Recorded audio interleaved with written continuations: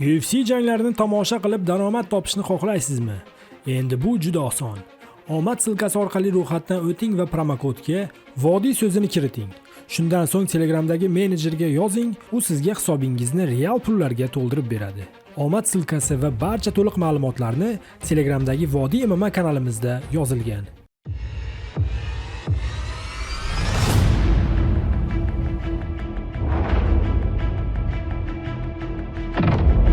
Assalomu alaykum Vodiy TV muxlislari.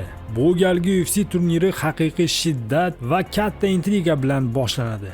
8-martdan 9-martga o'tar kechasi Las Vegasdagi T-Mobile Arena'da UFC 313 super turniri o'tkaziladi. Turnirning asosiy jangida yarim og'ir vazn chempioni Alex Pereira va titulga da'vogar rossiyalik Magomed Ankalaev to'qnash keladi.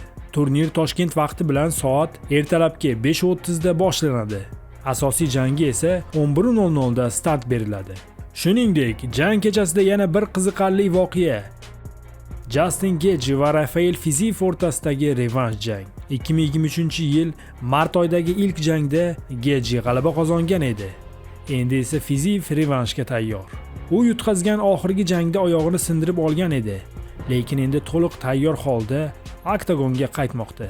Vazn o'lchash marosimida ikki asosiy ishtirokchi bir xil vaznni ko'rsatdi, ya'ni 92 kg.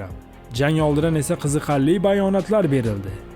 Magomed Ankalaev: "Men o'zimni a'lo darajada his qilyapman. Men sizlarni jangchingizni yeb tashlayman. Hamma narsa menga qarshi, lekin sizlar yaqin orada meni yaxshi ko'rib qolasiz." Alex Pereira: "Bu men uchun jiddiy chaqiriq. Ankalaev o'z ishini juda ham yaxshi bajaradi, lekin bugun mening vaqtim." Demak do'stlar, biz UFC 313 da haqiqiy shiddatli to'qnashuvni kutib turibmiz. Siz kimni qo'llab-quvvatlaysiz? Izohlaringizni kommentariyada yozib qoldiring. Do'stlar, bu jang kechasini to'liq holatda jonli efirda Telegramdagi Vodiy MMA kanalimizda tomosha qilishingiz mumkin. Shuning bilan bugungi tahlilga yakun yasaymiz. Vodiy TV kanalida qoling va eng qiziqarli sport yangiliklaridan xabardor bo'ling.